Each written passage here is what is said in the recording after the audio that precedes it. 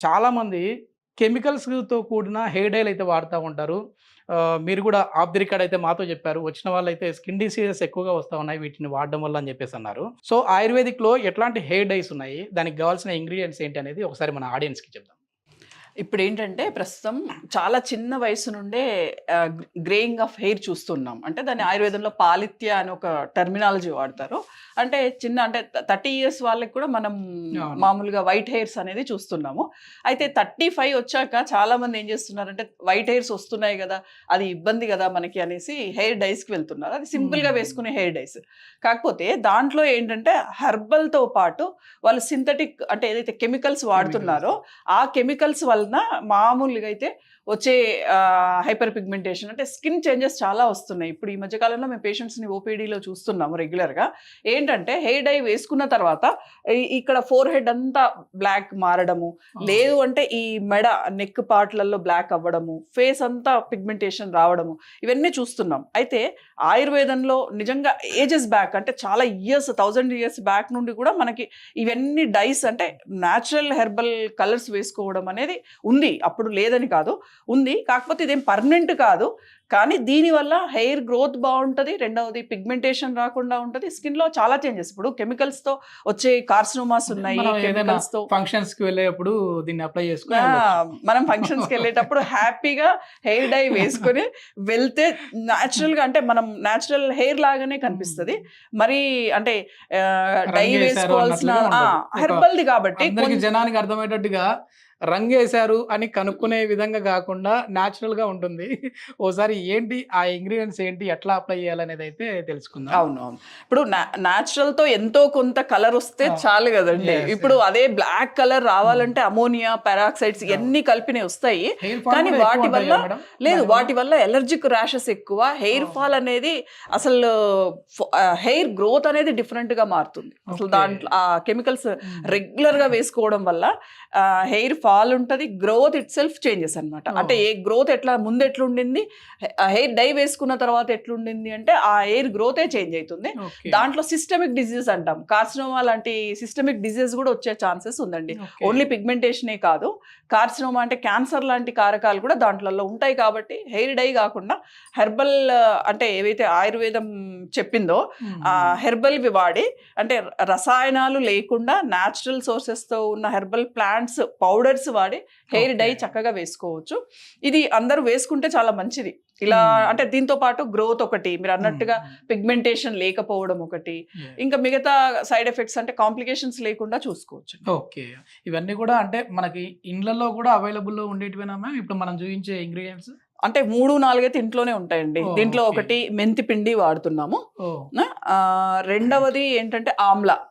ఆమ్లా అంటే ఉసిరి అందరికీ యాహ్! తెలిసిందే. ఇంకొకటి గోరింటాకు పౌడర్. హ్మ్. ఇది కూడా మనకి మామూలుగా జనరల్‌గా యెస్. గోరింటాకు పౌడర్ అందరికీ అంటే తెలిసిందే. ఇది తెలుసు. ఇంకా వచ్చేసి భృంగరాజ్ అంటామండి. ఈ భృంగరాజ్ కూడా అసలు గుంటగలగరాకు అనే పేరుతో చాలా పల్లెటూర్లలో అందరికీ తెలుసండి ఇది.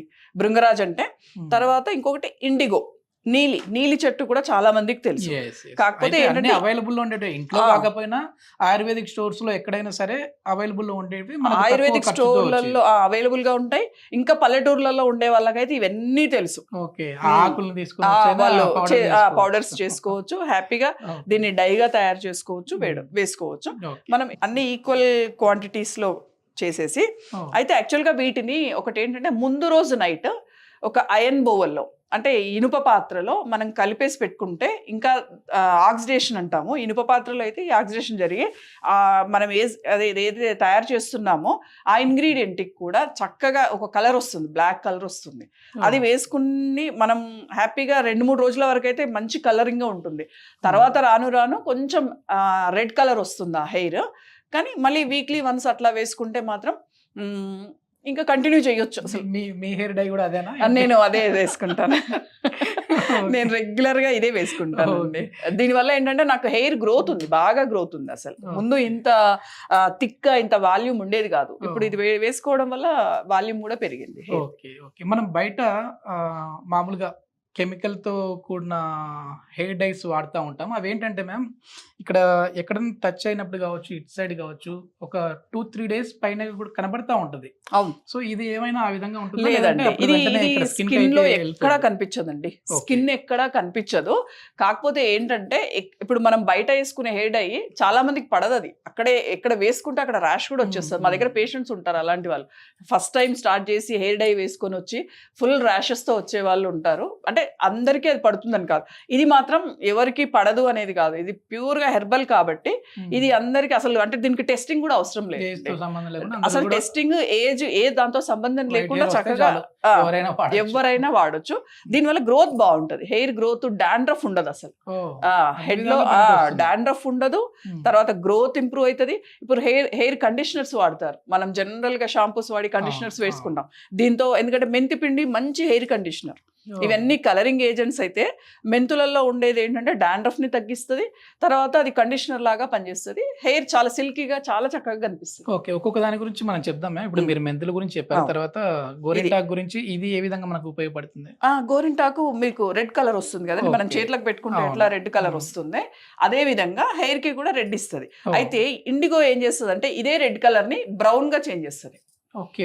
అది నియర్ బై అంటే మొత్తం బ్లాక్ అవ్వదు. కాకపోతే కొంచెం మనకి బ్లాక్ హెయిర్ ఉంటే అది బ్రౌన్ గా తీసుకొచ్చేసరికి ఓవరాల్ గా హెయిర్ ని చూస్తే బ్లాక్ కలర్ బ్లాక్ కనిపిస్తుంది. కలర్ లో ఉంటుంది. ఓకే. అంటే ఇప్పుడు ఆర్టిఫిషియల్ సింథటిక్ ది కెమికల్ ఉండేది వేసుకునే దానికంటే ఎంతో కొంత ఇది ఆ వైట్ కలర్ లేకుండా కవర్ చేస్తుంది. యా. తర్వాత మ్యామ్ ఇదేంటి? ఒకటి ఆమ్లా ఉందండి దీంట్లో, ఓకే. ఒకటి ఆమ్లా. భృంగరాజు హ్మ్. ఉంది, హ్మ్. ఒకటేమో మనం గోరింటాకు, హ్మ్. ఇది మెంతి పిండి, ఇది నీలి ఓకే. నీలి యూజ్ నీలి ఏంటంటే? ఇండిగో. అది కలర్ అది అండి. కలర్. అది కలరింగ్ ఓకే. ఏజెంట్. నీలి ఇట్ సెల్ఫ్ నీలి colour, okay. Blue, okay. Dark bluish colour. హ్మ్. హ్మ్. ఇవి రెండు కలిపి మనకి బ్రౌన్ అవుతుంది. యెస్. యెస్. ఇప్పుడు మనం అదే అయన్ బౌల్ లో కలిపినాం అనుకోండి, హ్మ్. అంటే లోహంతో వీటికి ఒక ఆక్సిడేషన్ జరిగి హ్మ్. దాంట్లో ఏంటంటే ఒక కలరింగ్ ఏజెంట్ వచ్చేస్తుంది అనమాట. Okay. Okay. Okay ma'am. Please prepare. Bhringraj అన్ని సమపాలలోనే తీసుకోవాలి. అన్ని సమపాలల్లో తీసుకోవాలి. ఓకే. ఇది భృంగరాజ్ అంటే గుంటగలగ రాకు అంటాం ఊర్లలో. ఓకే. దీన్ని మామూలుగా గుంటగలగ రాకంటే గుర్తుపట్టే వాళ్ళు చాలా మంది ఉంటారు. ఇది ఒకటి ఏంటంటే మెహందీ గోరింటాకు. ఓహ్! నేను ఇక్కడ 2 స్పూన్స్ కలిపి Yes, yes. చూస్తున్నాను. మన అంటే హెయిర్ వాల్యూమ్ తర్వాత హెయిర్ ని బట్టి మనం కావాల్సినంత ఎంతమంది add పట్టించుకుంటా చేసుకోవచ్చు. ఉన్నారు ఇంట్లో? ఇంట్లో 2, 3 దాన్ని బట్టి మళ్ళీ మారుతా ఉంటది. అంటే క్వాంటిటీ చేంజ్ అవుతుంది కదా. Yes, hair yes. ఎక్కువ లాంగ్ ఉండి అట్లా ఉంటే quantity ఇందులో change. ఎక్కువ తక్కువ ఏమన్నా వేసుకోవడం వల్ల మళ్ళీ ఎఫెక్ట్ ఏమన్నా ఉంటుందా? అట్లా అసలు అట్లాంటిది ఏం ఉండదండి. ఇది ప్యూర్ గా హెర్బల్. మనం ఏదైతే వెజిటబుల్స్ తింటే మనకి ఎటువంటి Yes. హాని కలగదో అలాగనే ఇది కూడా ఎటువంటి హాని కలిగించదు. ఇది ఏంటంటే ఆమ్లా, ఇదేంటి నీలి పౌడర్, ఇండిగో. ఓకే. ఇది ఇండిగో పౌడర్, ఇది మెంతి మెంతి పొడి, మామూలుగా మెంతులతో చేసే పొడి. ఇవన్నీ మనం ఏంటంటే అన్ని ఈక్వల్ గా తీసుకున్నాము. మొత్తం ఒకసారి కలిపేసి ఐరన్ బౌల్ తీసుకోవాలి. నేను ఇక్కడ గాజు తీసుకున్నాను, కానీ ఐరన్ బౌల్ తీసుకుంటే అది నైట్ కలిపి పెట్టుకుంటే ఇంకా హాయిగా అంటే చక్కగా అది కలర్ వస్తుంది అనమాట. Okay. నైట్ కలిపేసి ఒక నైట్ అంతా ఎంతసేపు ఉంచేసి పెట్టుకోవాలి మ్యామ్? మామూలుగా మన హెడ్ కి ఇది తీసుకున్నప్పుడు హెయిర్ కి తీసుకున్నప్పుడు ఒక 1 to 2 hours పెట్టుకుంటే బెస్ట్ అండి. ఓకే. ఇది ఇలా కలిపేసి దీంట్లో ఒకసారి వాటర్ ఇస్తారు నవీన్ గారు. ఓకే.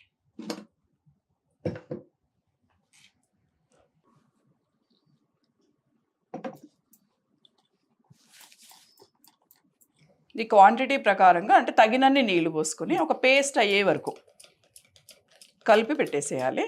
అంటే జుట్టుకు పట్టించేంత మాత్రమే వాటర్ వేసుకోవాలి, లేదంటే ఎక్కువ లూజ్ అయితే ఇప్పుడు మనం అన్ని 2 స్పూన్స్ వేసాం కదా మ్యామ్, ఇది ఒకరికి వచ్చేసేస్తుందా? ఒకరికి అంటే హెయిర్ వాల్యూమ్ ఎక్కువ ఉంటే కొంచెం ఎక్కువ వేసుకుంటాం.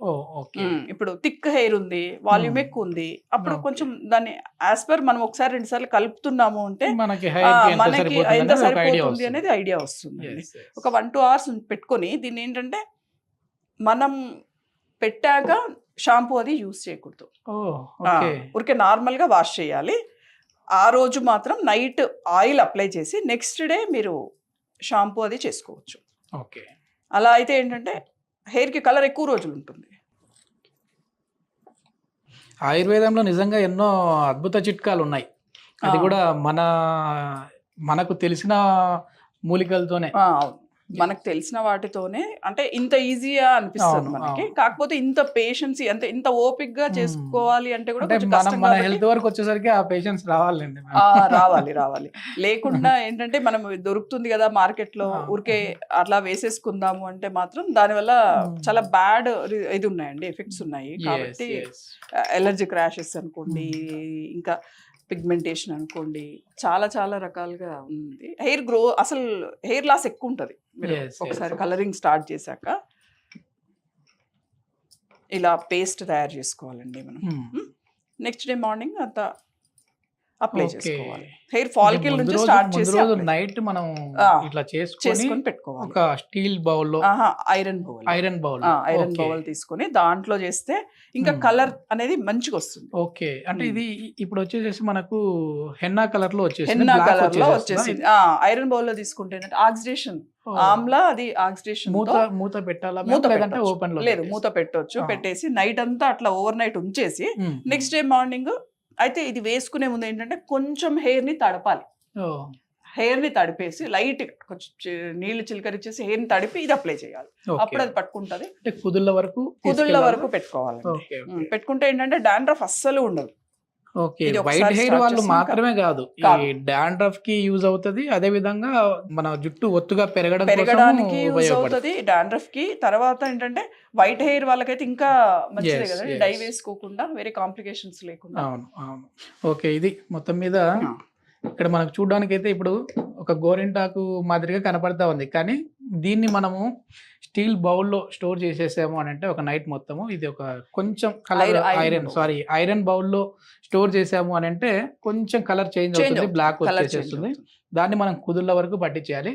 ఇంకోటి మెయిన్గా మేడం చెప్పింది ఏంటంటే తలస్నానము మామూలు వాటర్తో అయితే చేసేసేయాలి, అంతేగాని షాంపూలు కానీ ఇట్లాంటివి ఏవి సోప్ కానీ షాంపూ కానీ వాడకుండా ఉంటే మంచిది. 2 days వరకు, ఒక 1 day నేను ఆ నైట్ ఆయిల్ అప్లై చేసి నెక్స్ట్ డే మార్నింగ్ కి మళ్ళీ మనం షాంపూ చేసుకోవచ్చు. లేదంటే నార్మల్ గా షీకాకాయ పౌడర్ నానబెట్టేసి దాన్ని కూడా షాంపూ లాగా. దాని గురించి కూడా ఒక వీడియో చేద్దాం మేము, ఎందుకంటే అందరూ ఈ షాంపూల జోలికి వెళ్ళిపోతా ఉన్నారు. అది కాదు, చాలా వరకు కూడా షాంపూలు ఉన్నాయి, వాటి గురించి మనం అది ఎట్లా ప్రిపేర్ చేసుకోవాలో కూడా చేయొచ్చండి. Natural shampoo. Okay ma'am, thank you ma'am, thank you.